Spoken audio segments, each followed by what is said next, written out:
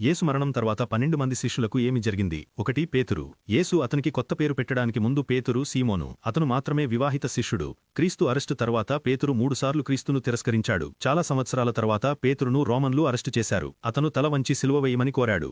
పేతురు తనను తాను యేసులా సిలువ వేయడానికి అనర్హుడని భావించాడు. 2 ఆండ్రూ.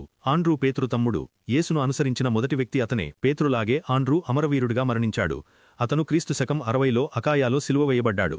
ఆండ్రూ కూడా తనను తాను సిలువకు అనర్హుడని భావించాడు. కాబట్టి అతను తన సిలువ వేయడానికి ఎక్స్ ఆకారపు సిలువను ఉపయోగించమని అభ్యర్థించాడు. దీనిని ఇప్పుడు సెయింట్ ఆండ్రూ సిలువ లేదా సాల్టైర్ అని పిలుస్తారు. 3 జేమ్స్. యాకోబు యోహాను అన్నయ్య. అతను అమరవీరుడైన మొదటి శిష్యుడు. యాకోబుకు ఉగ్రమైన కోపముంది మరియు అతనికి ఉరుము కుమారుడు అనే మారుపేరు వచ్చింది. హెరోడ్ అగ్రిప్పా 1 అతని శిరచ్ఛేదం చేశాడు. 4 యోహాను కొత్త నిబంధనలోని అనేక పుస్తకాలను రాశాడు. డొమీషియన్ చక్రవర్తి ఆధ్వర్యంలో పత్మోస్ ద్వీపానికి బహిష్కరించబడ్డాడు. డొమీషియన్ మరణం తర్వాత జాన్ ఎఫెస్సుకు తిరిగి వచ్చాడు. అతను 100 ఏడీలో మరణించే వరకు ఆసియాలోని చర్చిలను పరిపాలించాడు. 5 ఫిలిప్పు. కొత్త నిబంధనలో ఫిలిప్పు గురించి చాలా తక్కువ ప్రస్తావనలున్నాయి. క్రీస్తు సిలువ వేయబడిన తర్వాత ఫిలిప్పు స్వస్థపరిచే అద్భుతాలు చేశాడు.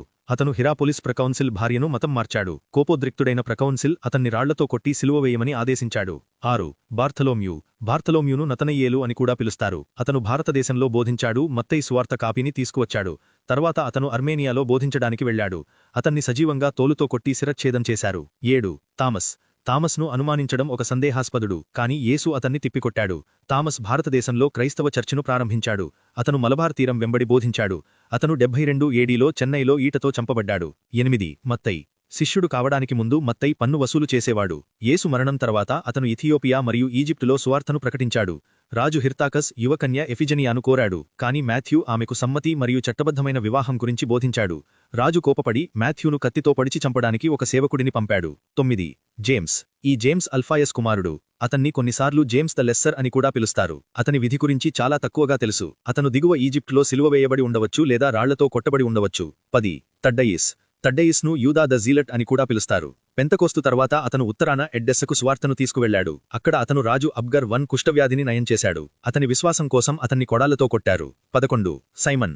సైమన్ ద జీలట్ యొక్క విధి గురించి చాలా తక్కువగా తెలుసు. ఒక సాంప్రదాయం ప్రకారం అతను ఆఫ్రికా పడిమరి పశ్చిమ తీరానికి బోధించడానికి వెళ్లాడు. మరొకటి అతను మొదటి యూదు రోమన్ యుద్ధంలో పోరాడాడని చెబుతోంది. తర్వాత సైమన్ ఇంగ్లాండ్కు అతని మిషన్ను తీసుకువచ్చాడు. అతను 74 ఏడీలో సిలువ వేయబడ్డాడు. 12 యూదా ఇస్కారియోట్. యేసును మోసం చేసిన దేశద్రోహి యూదా. అతనికి 30 వెండి ముక్కలు చెల్లించబడ్డాయి. లేఖనంలో యూదా గురించి ఎటువంటి నేపథ్యం లేదు. బైబిల్లో యూదా మరణం గురించి 2 వెర్షన్లున్నాయి. మత్తయి సువార్తలో యూదా సిగ్గుతో ఉరివేసుకున్నాడని చెప్పబడింది. అపోస్తలుల కార్యములలో అతను తన సొంత పొలంలో పడిపోయాడు. తర్వాత అతను మధ్యలో చీలిపోయాడు. అతని ప్రేగులన్నీ బయటకు వచ్చాయి.